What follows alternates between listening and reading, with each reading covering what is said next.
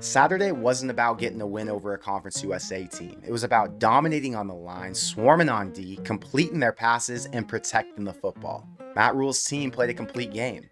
Raiola and his receivers put on a show. The interior O-line cleared holes for 4 different backs, and all 3 levels of the defense wrapped up and made tackles in space. This week, the competition gets tougher, but this season, Big Ten teams turn it up a notch. So today, we'll talk about the 7 things we learned about Nebraska in week 1 and what it means for this team going forward. But what's up, guys? I'm Connor Hayden, and this is Corn Crazed. If you're a fan of Nebraska or the Big Ten, hit the subscribe button because we're less than 100 away from 22,000. And if you are impressed with the new receiving core, hit the like button and help us get to 1,000. But now, let's get into it. He's hit and he's taking a shot downfield, wide open end zone, caught, touchdown. 1 week down, and the Big Ten started hot in the conference power ratings. Penn State went into Morgantown to play a West Virginia team that won 9 games last year, and they beat them by 22 with almost 500 yards of offense. Then, last night in Vegas, USC came back to beat an LSU team that was punishing their D with a strong run game to win that one by 7 on a TD in the final 10 seconds. And I was at that game last night. The fan energy in the stadium made it feel like a playoff environment. USC is going to be a really exciting team to play against since they're one of the few teams that came over from the Pac-12 that actually has a Big Ten caliber fan base. In the SEC, Vandy took down Virginia Tech as a double-digit dog at home to prove they aren't the garbage team they have been. And Georgia dismantled Clemson to remind Dabo that it's time to hit the transfer portal because he's about 2 seasons away from looking for a new job if he doesn't.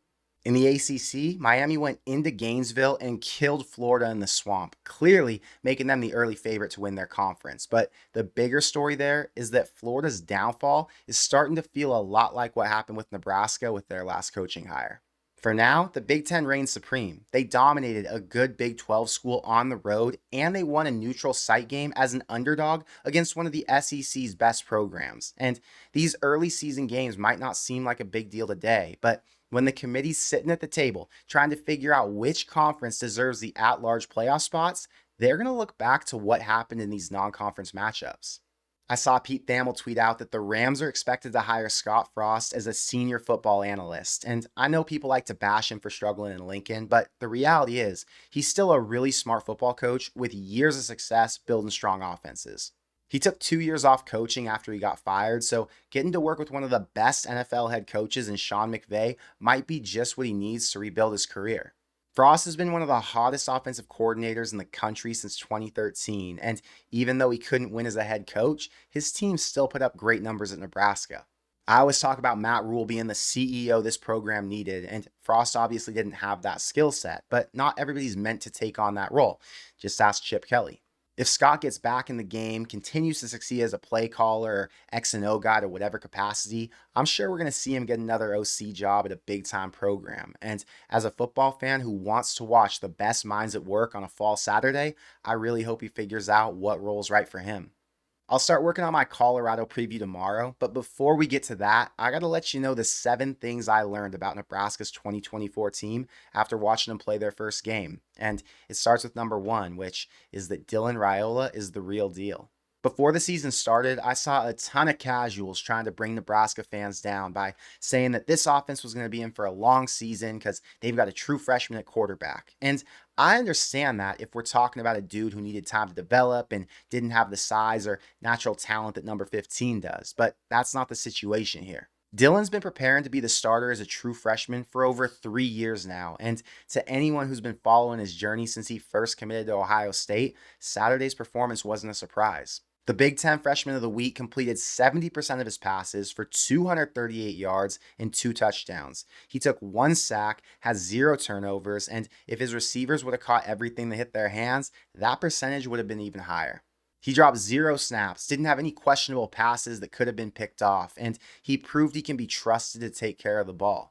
The narrative last year was that Nebraska just needed a serviceable QB to win 6 games, but Raiola's not just serviceable. He's going to have a chance to finish as one of the top QBs in the conference. As fans, we talk about wanting to win 8 games and wanting to beat Colorado or Iowa, but Dylan's got this team believing that they can do way more than that. Colorado's going to present some challenges that Utep couldn't. So if the offense can find similar success against a Big 12 team in a rivalry matchup, the national media is going to run wild with the Matt Rule and Dylan Raiola hype. Number 2, Nebraska's portal haul paid off. Isaiah Nayor had 6 catches for 121 yards. Jamal Banks had 4 for 61, and both of them got in the end zone. Dowdell lost a fumble inside the 5-yard line, but before he did, he was averaging almost 7 yards a carry and looked like he could become Nebraska's feature back. Micah Mazuka was the second highest graded lineman behind Bryce Benhart, and he looked even better than I expected him to as a pass blocker. On defense, Stephon Thompson batted a pass, recorded 2 tackles, and showed he's going to be a factor at inside linebacker this season. The staff recruited the portal perfectly. Not only did they fill the holes where they needed to, they found guys who can fit into their scheme and come in to contribute right away. These weren't bounce-back type of guys who struggled to get on the field at other schools and needed to drop down in competition to earn a spot. These are guys with NFL ambition who can give this team an even better chance to win now that they've got top-tier talent at multiple positions. Number 3 is that Nebraska fans are starving for a winning team. I can see it in my engagement. I see it in the comment section, but Saturday, I saw it on TV. Memorial Stadium is always full, but it only gets SEC loud for big-time matchups. Now, for whatever reason, the game against Utep was different. The fans wanted to make their presence felt. They got loud as if it was a Big Ten game coming down to the wire. It didn't matter that Nebraska was going to blow them out. A team who believes in themselves attracts fans who want to believe in them too. Rule has his team inspired in the same way that fan apathy can carry over to the players. That locker room inspiration can find its way into the fan base too. Home field advantage is a real thing, even if Nebraska hasn't benefited from that in a few years. And if players continue to show up, play fast, execute on their assignments, and start winning games, fans are going to come out and do their part to make that place as miserable as possible for whoever's in town that weekend. Number 4 is that the wide receiver room runs deep.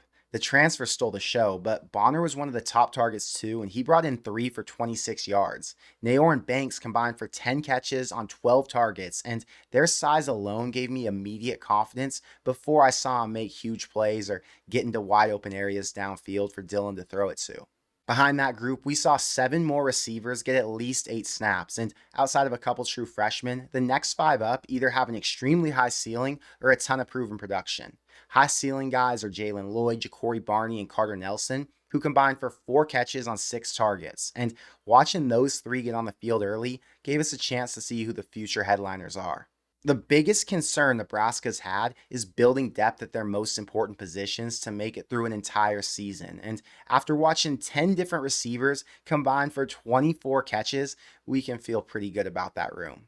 Number 5, the offense can run the damn ball. The top 4 backs combined for 33 carries, 200 yards, 3 TDs, and averaged 6 yards a rush. How many teams do you think can go that deep into their rotation and be confident that any of their 4 could start and win a game for them? Maybe Michigan, Ohio State, or Georgia? Whoever's on that list, I promise you it's short. Yes, it was UTEP, but their strength was their defensive line, and Satterfield's game plan was to punish them early. The O-line's not nearly as deep as the running back room, but their starters all played pretty well. Benhart had the highest grade by far, but the surprise was Corcoran finishing with a higher overall than Ben Scott or Justin Evans. And the play of the game for the O-line came on an Emmett Johnson run where Turner Corcoran and Justin Evans made a hole that was like 3 yards wide for him to glide through. To be an effective team through the air, you've got to be a threat on the ground. And to win games against bigger trench teams, you've got to be able to wear them down with multiple runs right up the middle. There's still no true number 1, but when you run it 47 times in a game, why would there be? Number 6, special teams took a step forward. Buschini punted twice for 97 yards and even pinned one inside the 20. Alvano went 5 for 5 on extra points, and he nailed his lone 20-yard field goal try. IGC returned 3 punts for 25 yards after the team combined for only 48 yards all of last year. Ja'Cory Barney almost broke one all the way, and it's clear he's going to be a threat to take one back at any given time. Nebraska's failure to produce on special teams held them back in close games, and if Saturday was a sign of what's to come, those close games with Illinois or Purdue won't look so close anymore, and the blowouts to Ohio State or Michigan turn into battles in the fourth quarter. And last at number 7, the defense is still lights out. When the offense gave up the ball inside the 5, Ty Robinson and Nash Hutmacher took things into their own hands to pick up 2 points with a safety. After Hartzog got beat one-on-one to the end zone, he bounced back a few plays later and snagged a pick while he was playing underneath. Say what you want about the competition, but Nebraska's +1 in the turnover margin because the defense did their part and took the ball away twice. Anytime you can score 40 points and still hold your opponent to only 7 means things were going well on defense. But I want to know what you think, so let me know in the comments below.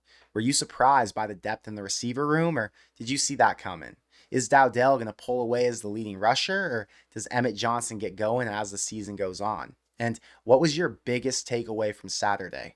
I think Dylan protecting the football might be the most underrated point I talked about today, but it's hard to pick just one since there was so much we needed to see get fixed. But that's all I've got for today, so until next time, thank you for being here, and I will see you in the next one. Go Big Red.